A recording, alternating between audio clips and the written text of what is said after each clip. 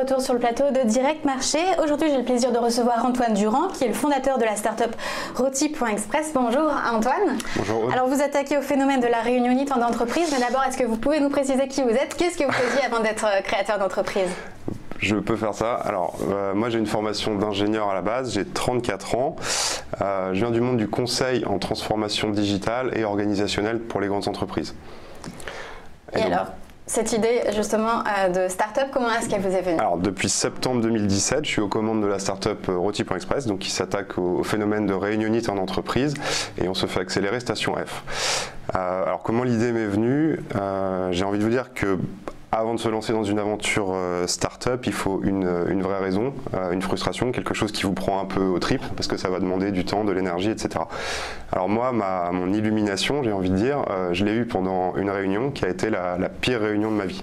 Ça s'est passé sur le terrain, chez un de mes clients.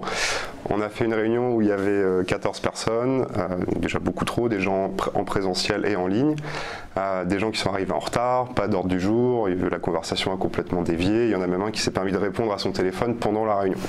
Voilà, donc j'étais un peu désespéré et dans mon rôle de coach, je me suis dit il faut absolument qu'on fasse quelque chose et qu'en fin de réunion, on fasse un tour de table, là, capture de feedback pour enclencher l'amélioration continue et faire en sorte que jeudi prochain, ça ne se passe pas de manière aussi catastrophique.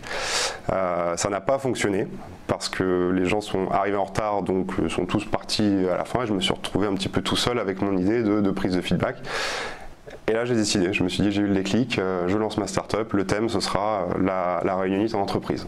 Alors justement, expliquez-nous ce nom, Roti, et ce logo un peu originaux. D'accord. Alors, le nom vient directement de la méthode agile Roti, qui signifie Return on Time Invested. C'est en quelque sorte une méthode qui va permettre d'exprimer son retour sur investissement temps. C'est ROI avec la lettre T qu'on a insérée dedans. Voilà, donc en fait, je viens de passer 2 heures en réunion, en conférence, en atelier.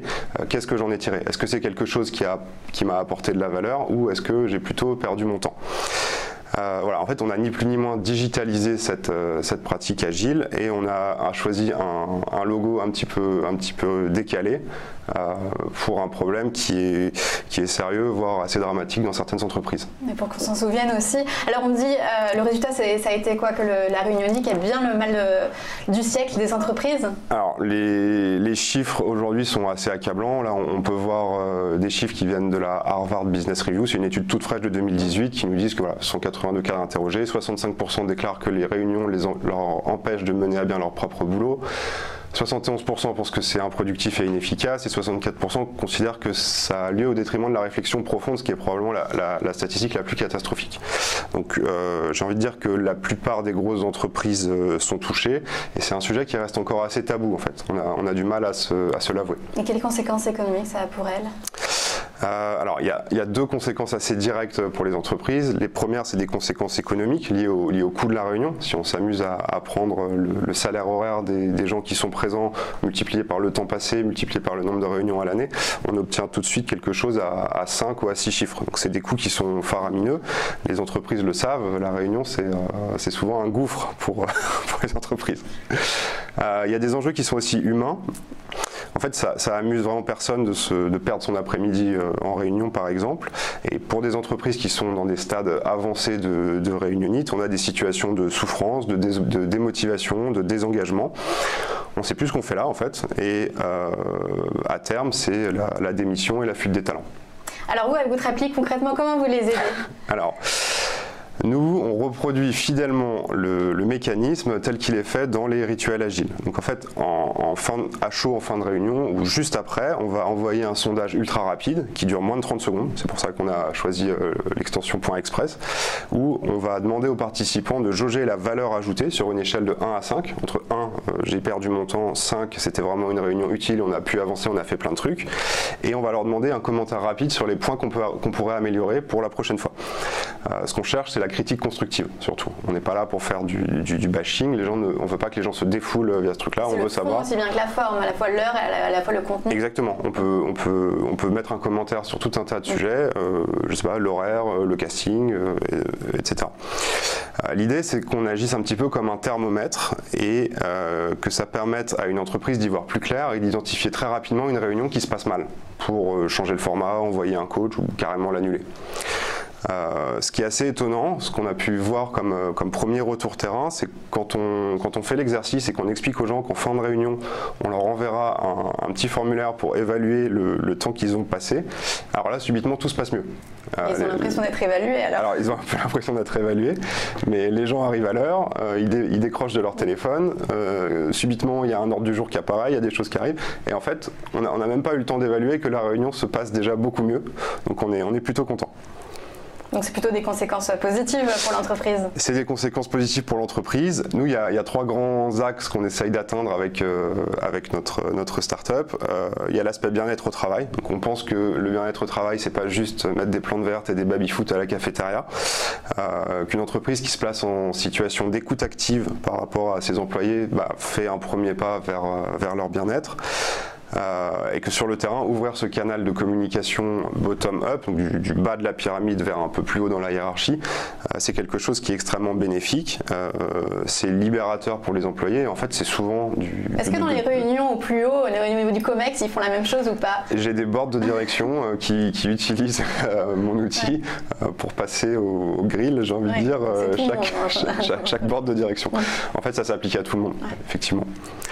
Le deuxième axe, c'est tout ce qui est productivité. Bon, c'est pas vraiment décorrélé du bien-être au travail. En fait, on se sent tous bien quand on sort d'une réunion et que ça s'est bien passé. On sent que ça avance. On rentre le soir chez soi, on est plutôt content. Et au-delà de ça, on est dans une recherche de productivité pure et dure, c'est-à-dire faire mieux, faire plus avec les mêmes ressources. Donc les conséquences économiques sont assez évidentes. Je vous fais pas un dessin là-dessus. La troisième chose qu'on essaye de faire, c'est d'installer une démarche qui soit durable. On travaille avec un réseau de coachs et de partenaires pour aller dans les entreprises. Ce qu'on veut, c'est un petit peu planter les graines, faire en sorte qu'après qu'on soit parti, ça puisse continuer à perdurer. Donc on forme pour l'occasion des personnes qui sont identifiées comme coach relais, qui seront en charge d'évangéliser un petit peu la bonne parole une fois qu'on sera parti. Et alors justement sur votre marché, comment ça se passe? Est-ce que vous avez des concurrents, des gens qui font déjà ça? Alors sur notre marché, on voit fleurir des applications de collecte de données. Donc eux, ils font de la data sur l'humeur des employés. Nous, on déplore un petit peu le manque d'action concrète qu'il y a derrière. C'est-à-dire que on va sonder l'employé en leur demandant comment est-ce que tu vas aujourd'hui, mais est-ce qu'il y a des actions concrètes qui sont faites derrière? Là, le constat qu'on fait, c'est que non ou très peu. Il y a aussi des outils un peu plus poussés sur l'aide à l'animation de la réunion. Où en fait, on va avoir par exemple un coach virtuel sur un écran avec qui on va se mettre à parler, ou bien des applications, des petites boîtes où on va pouvoir essayer de repenser un petit peu sa réunion. Nous, on n'est pas convaincus par ces idées-là. On trouve ça intrusif. On pense que ça déshumanise la réunion, voire même que ça la perturbe. Et ça sous-entend en fait que les gens ne sont pas capables de mener à bien leur réunion. Donc en fait, on a une approche beaucoup plus élégante, j'ai envie de dire. On fait de la prise de feedback à chaud après la réunion, on la perturbe pas du tout. On estime le degré de satisfaction et on va chercher à demander aux gens de proposer des axes d'amélioration pour la réunion d'après. Voilà. On pense que c'est plus adapté. Et alors, quels sont aujourd'hui, où est-ce que vous en êtes? Dans quelles entreprises êtes-vous implanté? Alors aujourd'hui, on a lancé le produit en janvier 2018, donc on est encore une start-up jeune. On se fait connaître du grand public et on a des pilotes dans des grandes entreprises très prestigieuses, type banque, assurance, industrie, télécom.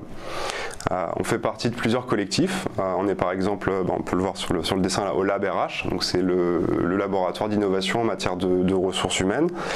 On est dans le collectif Happytech qui s'intéresse à tout ce qui est technologie liée au bien-être au travail, et on fait aussi partie du club des CHO, ça signifie Chief Happiness Officer, c'est ces nouveaux métiers qui nous viennent des États-Unis, où en fait ce sont des gens qui sont dans l'entreprise dédiés au bien-être de leurs employés. Ce qu'on fait aussi, c'est qu'on monte des partenariats avec des entreprises de conseil en management, en ressources humaines, en agilité, pour attaquer le problème ensemble. En fait, on pense qu'un outil seul souvent ne suffit pas, il faut aussi le savoir-faire, l'expérience de consultants terrain qui sont peut-être plus expérimentés et qui sont très légitimes pour venir parler de ces problématiques managériales. Par des partenariats et pas du recrutement chez vous? Il n'y a pas de recrutement chez nous pour le moment, on est en mode partenariat, on signe des partenariats avec eux et on fait ça ensemble. Ouais. Et alors maintenant, quelle est la suite? Quels sont vos projets pour cette année? Alors la suite pour nous, on souhaite démocratiser cette bonne pratique dans les entreprises. On voudrait être présent dans les boîtes à outils des grandes entreprises. Il faudrait que ça devienne un petit peu un réflexe. Voilà, ma réunion est en train de mal se passer, hop, on va se faire un petit sondage rôti pour essayer d'enrayer ce phénomène. Et d'un point de vue technique, on s'attaque à tout ce qui est intelligence artificielle et notamment NLP. Alors NLP, ça signifie Natural Language Processing. C'est le traitement automatique du langage naturel.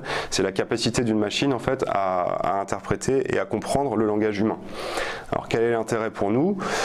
Ce qu'on souhaite en faire, c'est à partir des données qu'on va pouvoir collecter, on voudrait dans un premier temps être capable de donner la capacité à notre plateforme de détecter un sentiment entre négatif, neutre et positif sur une échelle allant de moins 100 à 100%.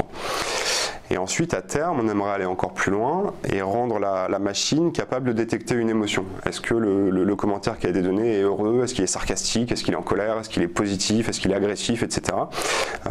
Tout ça afin de pouvoir l'intégrer à notre moteur d'analyse et d'aller encore plus loin dans la découverte de ce qui se passe dans l'entreprise en réunion. Donc là, vous en êtes où concrètement? Vous êtes encore dans la construction de l'algorithme? On a construit 90% de la plateforme, il nous reste à peu près l'été pour finaliser tout ça. Et là, tout ce qui est intelligence artificielle, c'est encore des domaines qui sont assez nouveaux. Donc oui, on est dans la construction. On discute actuellement avec Microsoft, avec Google pour regarder quels seront en fait les algorithmes les plus adaptés à notre solution. Donc beaucoup de perspectives à venir. Merci beaucoup Antoine Durand. Je rappelle que vous êtes donc le fondateur de la start-up Roti.Express.